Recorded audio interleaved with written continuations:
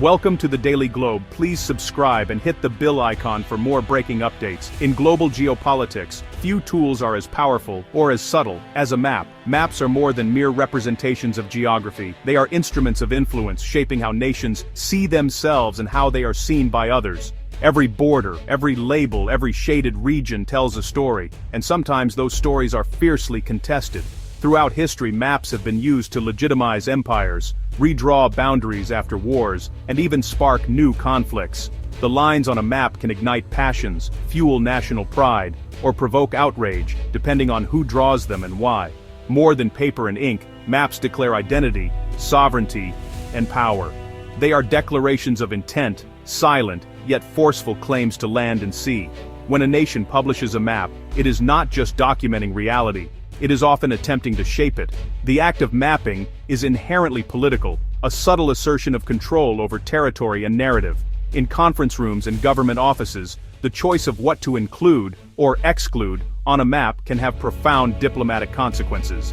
Today, October 21st, 2025, the Philippines is making waves by renaming a vast stretch of the South China Sea as the West Philippine Sea.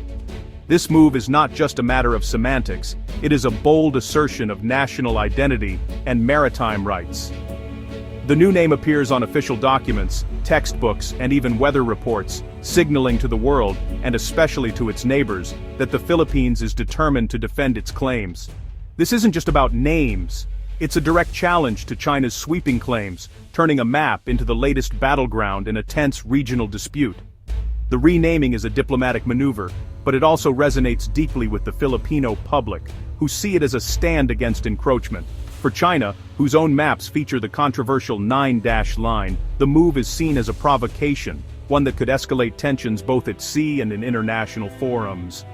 For years, China has enforced its 9-dash line through island building, Coast Guard patrols, and economic pressure.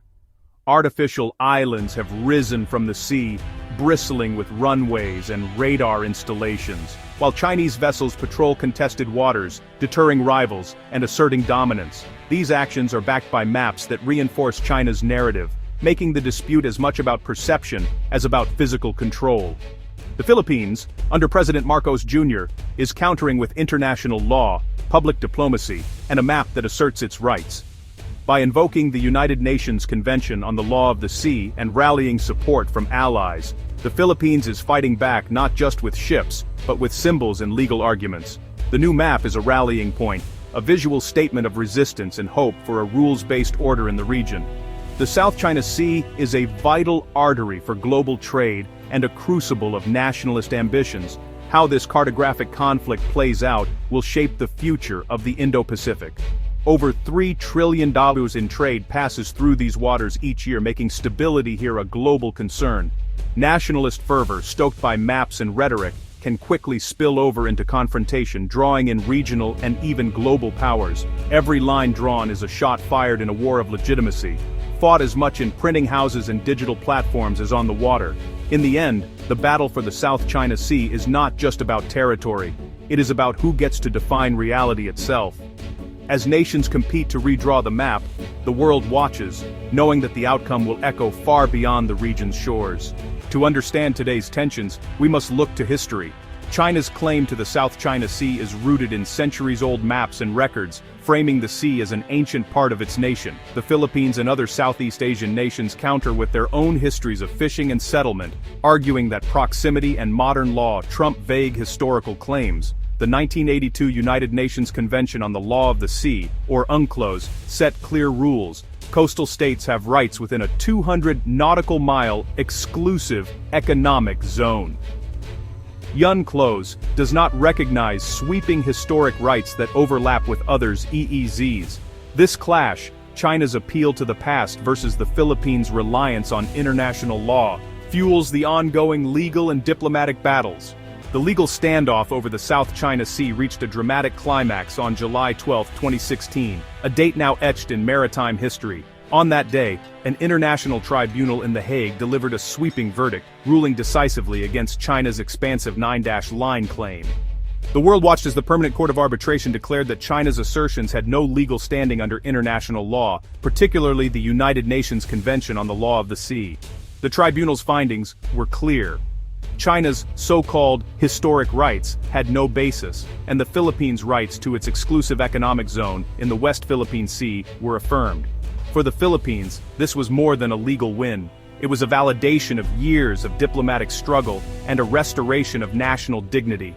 Jubilant scenes erupted in Manila as government officials and citizens alike celebrated what was hailed as a landmark victory. The ruling transformed the Philippines' position from a nation with a grievance to one with a legally recognized right, shifting the balance in the region's complex maritime disputes. Yet, China responded with immediate defiance. Beijing dismissed the tribunal's authority, labeling the decision as null and void, and refused to participate in the proceedings or accept the outcome. Protests and official statements underscored China's unwavering stance. Despite the ruling's status as legally binding, it remains unenforced. China's immense political and economic influence has left the decision in a state of limbo, with international legal documents gathering dust as the dispute continues, unresolved. In recent years, under President Marcos Jr., the Philippines has breathed new life into the tribunal's decision. The government now uses the ruling as the cornerstone of its foreign policy, launching mapping campaigns and diplomatic initiatives to assert its maritime rights. Determined not to let the ruling fade into obscurity, Manila wields this piece of paper as both shield and sword, defending its sovereignty and pressing its claims in the face of ongoing challenges. The Philippines' new map, boldly labeling the West Philippine Sea, is the next step in its legal and diplomatic campaign.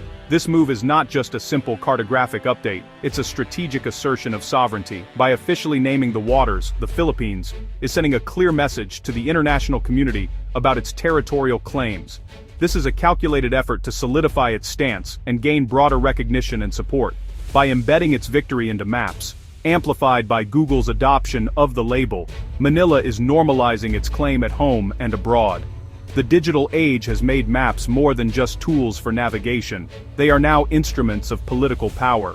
When global platforms like Google adopt these labels, it lends an air of legitimacy and permanence to the Philippines' claims. This cartographic push builds national unity and reminds the world of the Philippines' legal rights. It's a move that resonates deeply with the Filipino people, fostering a sense of pride and collective identity. In classrooms and public spaces, the new maps serve as daily reminders of the nation's resolve and its rightful place in the global arena. China has responded with seizures of maps and strict enforcement of its own territorial narrative, turning commercial goods into political statements. This aggressive stance underscores the high stakes involved, as both nations vie for control and influence over these contested waters. The confiscation of maps and other materials is a clear indication of how seriously China takes this issue. The Philippines uses law and digital media. China wields economic power and censorship. This multifaceted conflict extends beyond the courtroom and into the realms of commerce and information. Each side employs its strengths to sway international opinion and assert its dominance. While the Philippines leverages legal victories and digital platforms, China uses its economic clout and strict control over information to push its agenda. Even pop culture isn't immune. Vietnam banned the Barbie movie for showing a map with the 9-dash line. This incident highlights how deeply entrenched and far-reaching the territorial disputes have become. The controversy over a seemingly innocuous movie map underscores the sensitivity and intensity of the issue, affecting not just politics and economics, but also cultural expressions. For both sides, maps are not neutral, they're weapons in a high-stakes struggle for legitimacy. These cartographic representations are loaded with meaning and intent, serving as visual assertions of sovereignty and control. The battle over maps is a microcosm of the larger geopolitical struggle, where every line and label carries significant weight. The Philippines' new map is a symbol of defiance in an asymmetric contest. It stands as a testament to the nation's resilience and determination to uphold its territorial integrity. In this ongoing struggle, the map is more than just a piece of paper. It is a powerful statement of national identity and sovereignty. While the map war rages, the real danger is at sea. Confrontations between Chinese and Philippine vessels are frequent, with water cannons, ramming, and aggressive maneuvers now routine. Each Philippine resupply mission to the BRP Sierra Madre is an act of defiance, documented to expose China's tactics. Incidents like the Sandy Cay flag raising show how propaganda and perception are as important as physical control. China's maritime militia blurs the line between civilian and military, complicating every encounter. The Philippines' strategy, transparency, embedding journalists to ensure the world sees every incident. Every clash is a test of nerve, with global headlines amplifying the stakes. Facing pressure at sea, the Philippines is strengthening alliances, especially with the United States.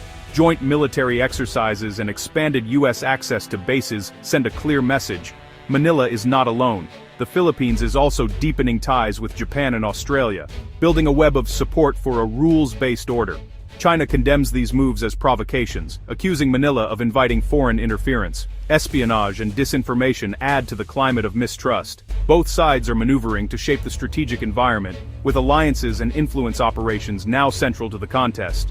The region is locked in a high-stakes diplomatic chess game. The dispute's economic impact is profound.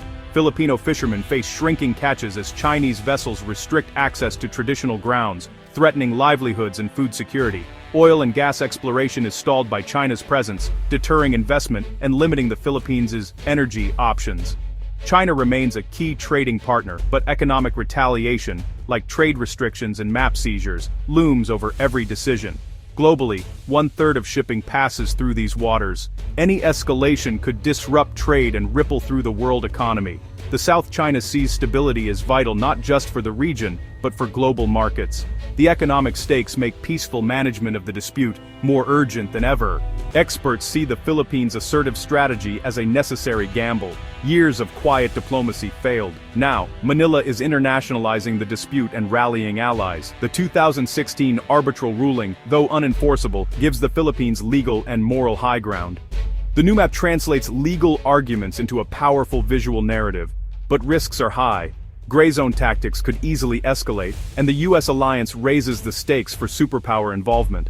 China is probing for weakness, while the Philippines must maintain resolve and unity.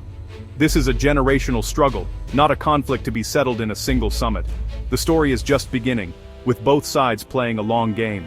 The Philippines' cartographic and diplomatic offensive has reshaped the South China Sea dispute. By championing the West Philippine Sea, Manila has moved from legal theory to assertive sovereignty, rallying international support. But the risks are real. Escalating confrontations and economic pressure test the nation's resolve. This is a test case for the global order. Can international law prevail over might? The world's response will set a precedent for future disputes. Lasting peace requires a return to diplomacy and respect for international law. The lines drawn today will define the Indo-Pacific's future. Diplomacy, courage, and belief in rules must guide the way.